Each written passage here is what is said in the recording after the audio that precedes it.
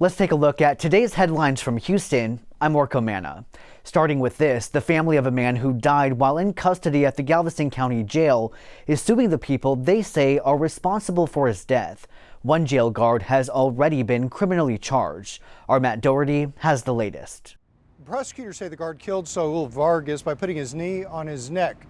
Family members say there were others who were around who could have helped after it happened. They just want justice and we want it to start. Family members of Saul Vargas and their attorney say justice means that others who they claim could have helped will have to pay. We are suing all of the individuals who are responsible for the suffering and death of Saul Vargas. Civil rights attorney Randall Callanan has filed a federal lawsuit against Galveston County, the jail, and others for what happened back in 2024. We have found several other individuals who could have saved Saul Vargas as he lies in that cell. 39-year-old Saul Vargas was waiting for a court appearance and had spent a week in jail after he was arrested for fraudulent use of a credit card. The sheriff's office says he was tased during a struggle while being moved to an isolation cell and was later found unresponsive.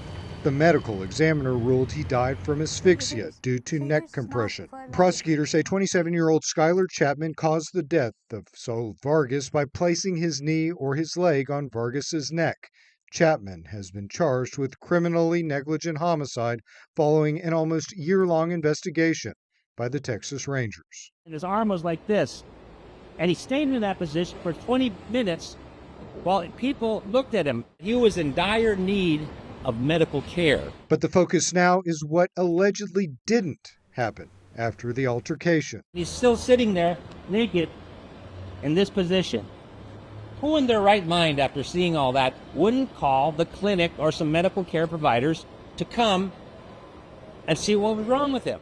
Callanan says video evidence from the jail shows others looking in on Vargas, allegedly seeing he needed help, but doing nothing. If they would have just intervened sooner, he very likely could have been saved. In West Houston.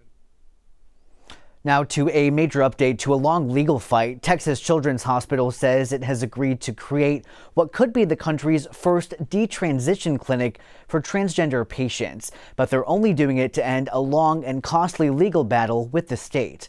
Attorney General Ken Paxton launched an investigation into the hospital back in 2023 for allegedly billing Medicaid for gender-affirming care for minors that had been banned. The hospital denies any wrongdoing and calls the investigation a, quote, unconscionable campaign of mistruths and mischaracterizations, but in the end agreed to a settlement that includes the new clinic, a $10 million fine, and the firing of several doctors.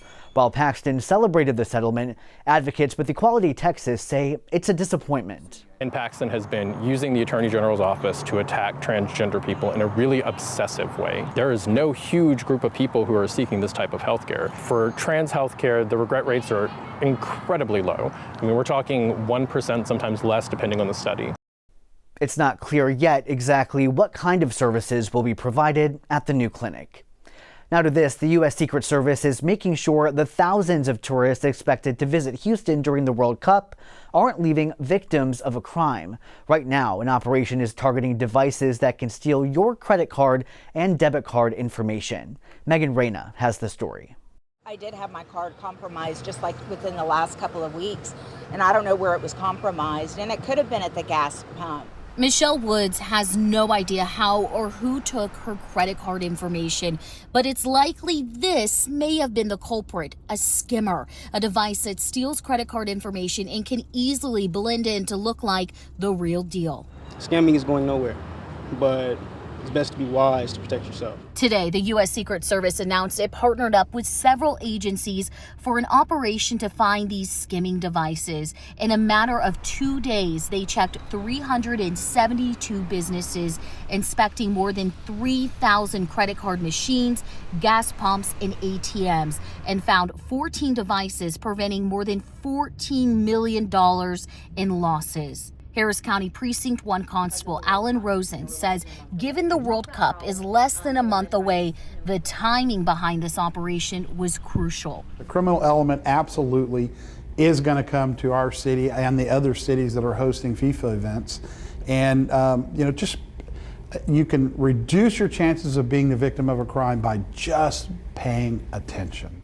To better protect yourself, Rosen says inspect the ATMs or card readers for any damage. Use tap to pay when you can. And if you are using a debit card at the pump, run it as a credit card to avoid entering a PIN number. What do you say to those thieves that are taking advantage of hardworking people? Get a job. They need to go and try to make it for themselves. That was Megan Reyna reporting. One of Houston's most iconic restaurants is finally back open after closing its doors for nearly 6 years. We're talking about the Spindletop restaurant at the Hyatt Regency, which offers panoramic views of the city.